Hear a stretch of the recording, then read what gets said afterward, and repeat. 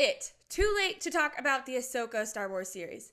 It might be. It's been out for a while. I don't really care. I'm going to do it anyway because I really loved the Rebels TV series, and I really did not like what Ahsoka did with all the characters from Rebels. Ever since Ahsoka was announced and we saw that they had recreated that final scene from Rebels shot by shot, everybody has been titling this as Rebels Season 5. Ever since watching the entire Ahsoka Season 1, it was nothing like Rebels, and I thought we were all going to, say, oh, this isn't Rebels Season 5, this isn't anything like it. But apparently we're all still titling it as that, and I just don't agree with it. I had a lot of issues with the Ahsoka series, like the Ahsoka the White and Sabine having the Force. I'm not going to get into any of that. I just want to discuss the characters in Rebels and how they treated them and the relationships that they had with each other in the Ahsoka show. So let's get into it.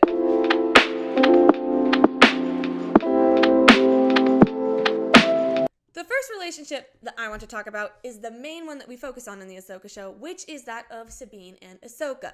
So if you haven't seen Rebels and you don't know Sabine and Ahsoka's background in that show, there is none. They never talk to each other. They never have any direct conversations with one another. They don't have any direct interaction with each other.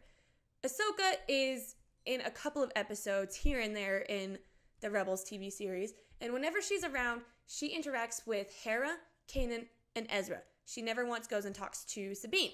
So they don't really have much of a friendship at all, which is why in the final scene when we see that they are going to team up to go find Ezra, that's why it's so intriguing, because we've never seen these two characters work together before. This is all new. So that is their background in Rebels, which no background at all. So what we should have gotten in Ahsoka between them was the development of their friendship. We should have seen how they got together to plan to go find Ezra and how their friendship developed through any crazy adventures that they had as they went to find Ezra. But instead, we skip 5 years into the future, actually. Originally, that final scene in Rebels was supposed to be 5 years after Ezra disappeared. They decided to jump another 5 years and make it an entire decade after his disappearance. So that final scene where they're teaming up to go find Ezra, we don't actually see that. We don't see the first attempt that they have to go find Ezra. They skip all of that and go 10 years into the future, and it's already past all of this stuff that Ahsoka and Sabine did together. We don't get to see the development of their friendship. We see a rough patch that they're going through after they already developed a friendship, after they already apparently became master and apprentice. Master. So we don't get to see the development of that. We just are thrown into the deep end of this random problem that they're having 5 years after they went on their first mission. Big mistake, big disappointment. I was really hoping to see just them teaming up to go find Ezra, and instead we get Sabine, who is now some weird, bratty teenager, even though she is in her 30s at this point, and Ahsoka, who is some weird checked-out teacher that doesn't care about Sabine and just sees her as like a nuisance. Their friendship is so antagonistic, you can't even call it a friendship. Sabine does not respect Ahsoka at all, and Ahsoka does not trust Sabine at all. And it is not a fun relationship to follow. And it's the one they focus on for the majority of this TV series. It's uninspiring, it's unengaging, and it is just tedious. And I don't understand why they went this direction with them. They could have had an amazing dynamic duo. Instead, they changed Sabine's character to make her bratty and rash and annoying. And Ahsoka is just like a block of wood. And their friendship is not fun to follow at all. I was expecting to see Sabine, the competent Mandalorian warrior, and Ahsoka, the Jedi, well, former Jedi, work together. And instead, they went a completely different direction here, and I think it was a terrible decision. I can't train if Ahsoka doesn't want to teach me. Can I count on you? You know you can. Should I be? What? Worried. Nope. Speaking of dynamic duos that we could have had, let's talk about Hera and Sabine.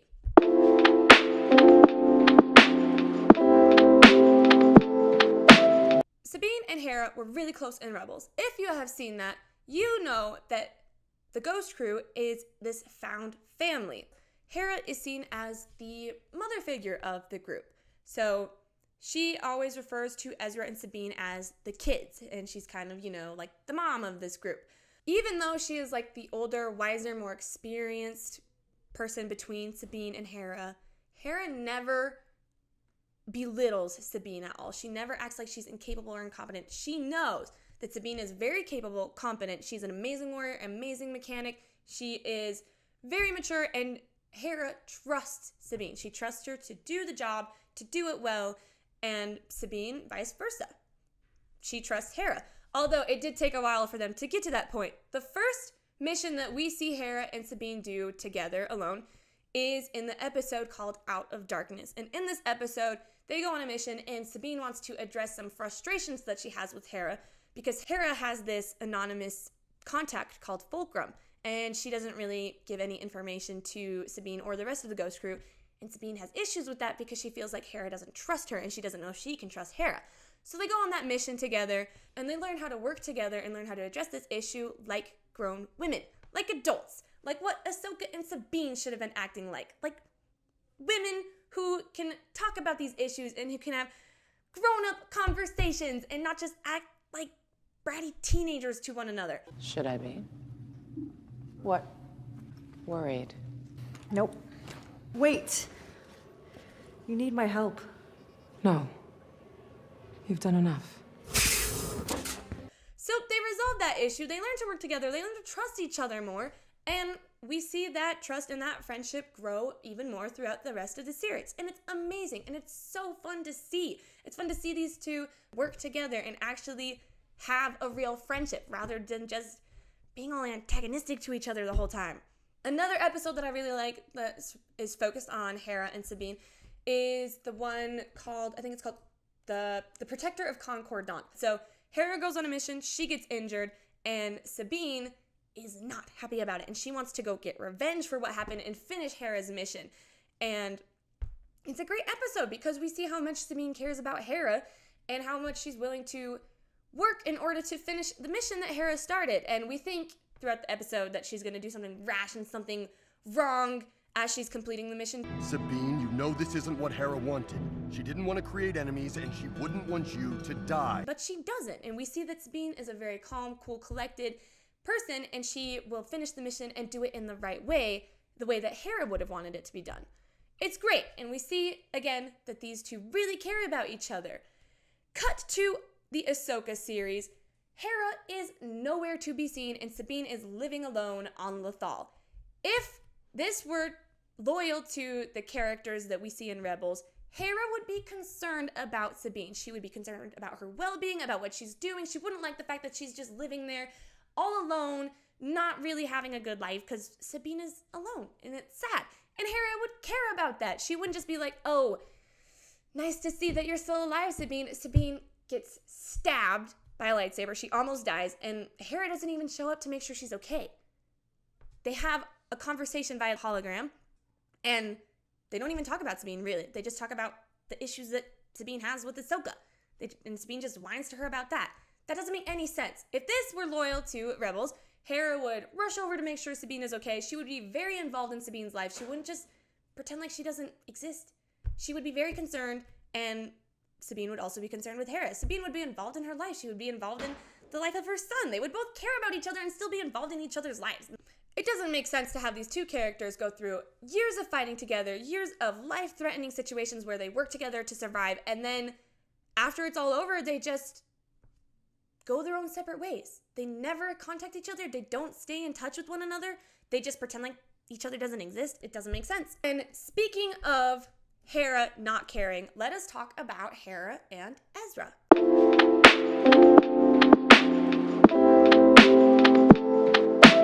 Before I talked about how Hera is like the mother figure of the Ghost crew for both Sabine and Ezra. More so for Ezra, though. Sabine's family's still alive. Sabine still has a mom. Ezra, though, he is younger, more immature, and he's an orphan. He needs Hera's guidance and care more so than Sabine. And Hera is there to give him that. She gives him the comfort, the guidance, and the advice that he needs throughout his life. Hera watches Ezra go from a bratty, selfish teenager to the very wise and selfless Jedi that he is. And she was able to help him become that. And he knows this. Ezra's very grateful for all the help and guidance that Hera gave to him when he was growing up. In the season finale, when Ezra knows that he needs to go give himself up to Thrawn in order to save everybody else, he suggests that plan, and Hera shuts that down. She rejects that idea. She cares so much about Ezra that even though she knows that that's the safest and the easiest plan, she refuses to do it. She does not want to give up Ezra. There's always another way. I won't let you go. Ezra, however, really cares about Hera and the rest of the Ghost crew, and he knows that that's the best thing to do, so he sneaks away to do that. And as soon as Hera finds out that that's what he's doing, she tries so hard to convince him to come back. These two characters really care about each other, and they trust each other, and they're very concerned about each other's well-being.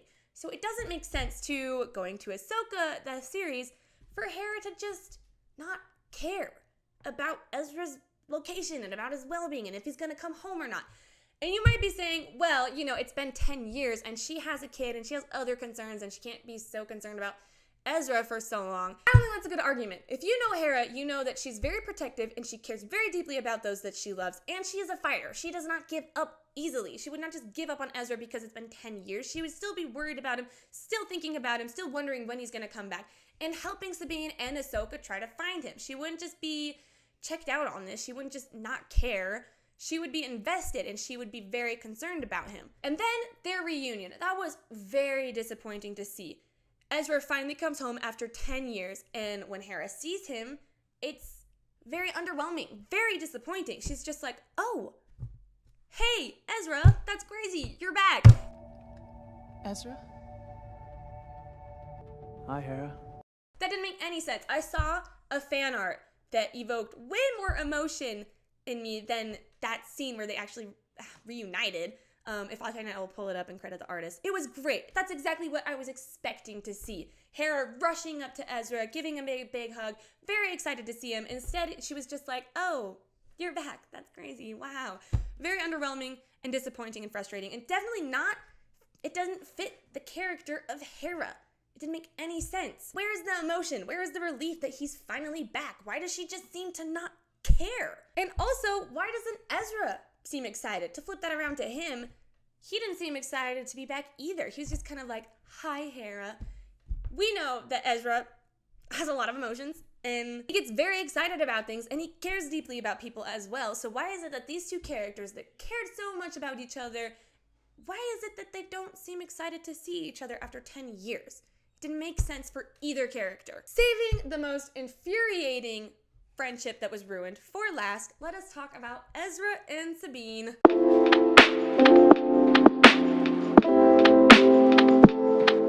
For me, it's very hard to pick my favorite duo of the Ghost crew, but I think that Ezra and Sabine's friendship was my second favorite, right behind Ezra and Kanan. Their friendship in Rebels was a lot of fun to see. Their first introduction was quite hilarious. Ezra sees Sabine for the first time, and he is somewhat smitten by her, and he tries to flirt with her. Very funny, and Sabine just totally blows him off, totally rejects him, does not care. I think that's hilarious, and it introduces a very important element of these people and their background.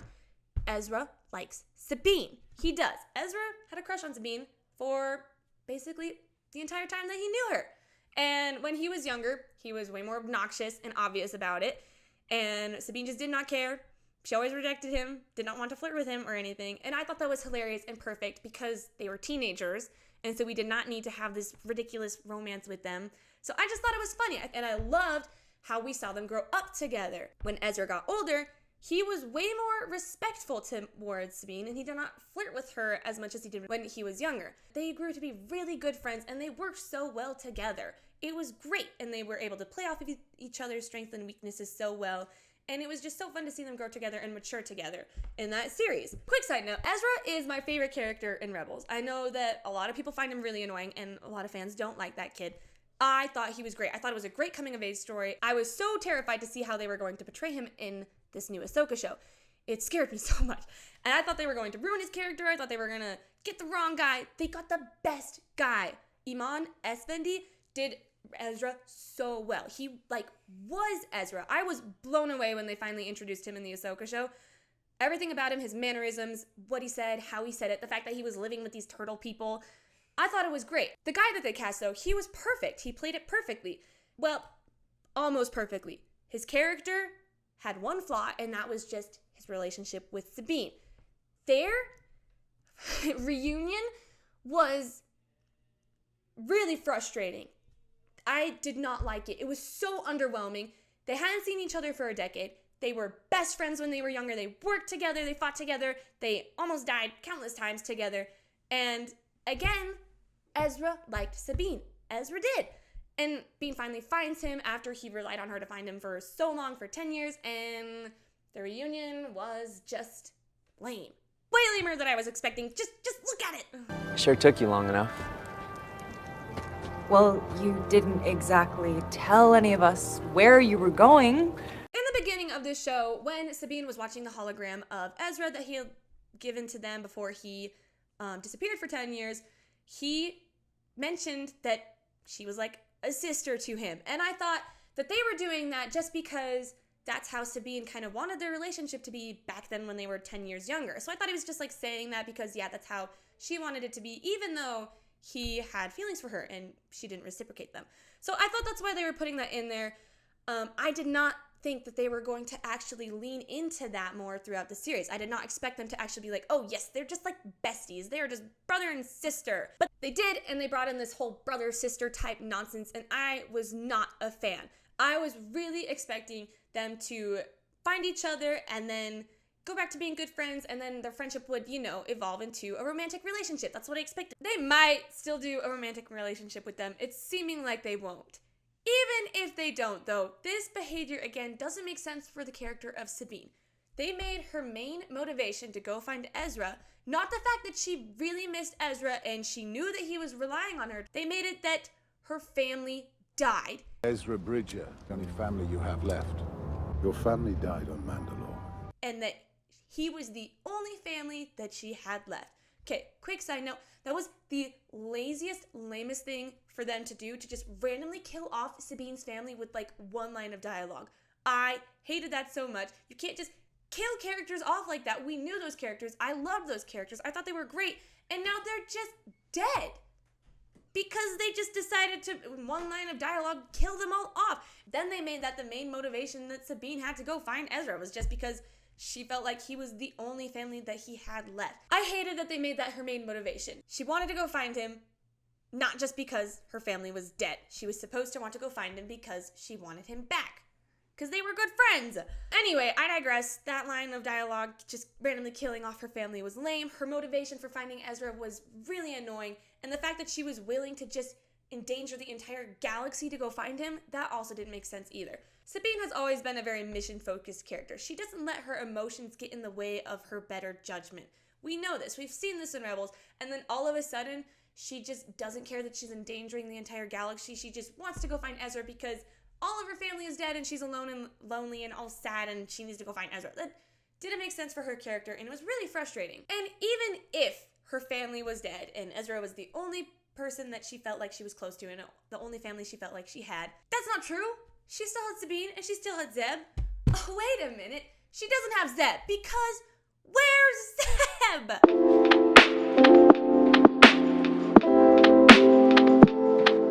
Okay, really, where is Zeb? Why is he not in this show at all? They did this weird cameo with him in The Mandalorian, and I thought that was going to be like, oh, surprise, he is going to be in Ahsoka. I thought they were going to show him.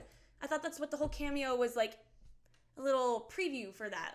But apparently, no, he's not in this show at all.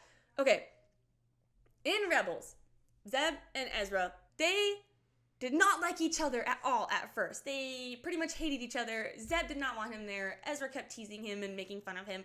They did not like each other. And then their friendship became really solid. And they were basically brothers in a way. They were very competitive. They annoyed each other a whole bunch. But it was like this funny brotherly relationship that they had. And they were very competitive in that way. And I thought it was hilarious. And they both grew to really appreciate and trust each other as well. And then Zeb, all of a sudden just not being here, not being aware of what Sabine was doing, not knowing that she was going to go search for him, not being aware of what Hera was doing either. He's just out of the picture entirely. And that doesn't make sense because, again, Zeb is another character that cared deeply about the Ghost Crew and about his relationships with them. So where is he? Maybe they'll explain it. Maybe it will make sense. Maybe he'll come back and he'll reunite with everybody and it'll be great. But it just was weird having him not be here. Again, if people really think that this is Rebels Season 5, where is Zeb? In conclusion, Ahsoka is to Rebels as a knife is to a piece of meat. It butchered it to death. Okay, the meat is already dead. That didn't make sense. Oh, mercilessly. That's what I'm gonna do. In conclusion, Ahsoka Season 1 is to Rebels as a knife is to a piece of meat. It butchered it mercilessly. It was not faithful to the characters and the relationships that they had with each other in Rebels at all. It took all the characters and it kind of just like mixed all the relationships around and did kind of random. It's like Dave Filoni forgot what he had created in Rebels and just kind of made stuff up. It made no sense, and it was especially frustrating because it was Dave Filoni. He created these characters, he created Rebels, he created these relationships. Why is he acting like he had no idea what the relationships were? All the relationships in Rebels I really cared about. I love that TV series. I think it's great, and I think it was a shame that they took all those characters and their relationships and just weren't faithful to them. It was really frustrating. There were a lot of other things that they did that weren't faithful to Rebels. Rebels was very fun, energetic, very bright. It had lots of good messages throughout it and lots of really good storytelling. And Ahsoka just was really dull. It wasn't inspiring. It wasn't engaging. And while I still think the biggest problem with Ahsoka were the relationships, it was really annoying seeing all the energy and the excitement and the life from Rebels just being sucked away in this Ahsoka show. None of it was similar to Rebels at all. You can't call this Rebels Season 5 because it just took the life out of Rebels. It killed it. It's dead now. Anyway, that's all I have to say about that. Again, there are a lot of things I could say about Rebels, but that's really what I wanted to talk about. So if you watch the whole thing, appreciate that, and, subscribe if you want, or not. Who cares?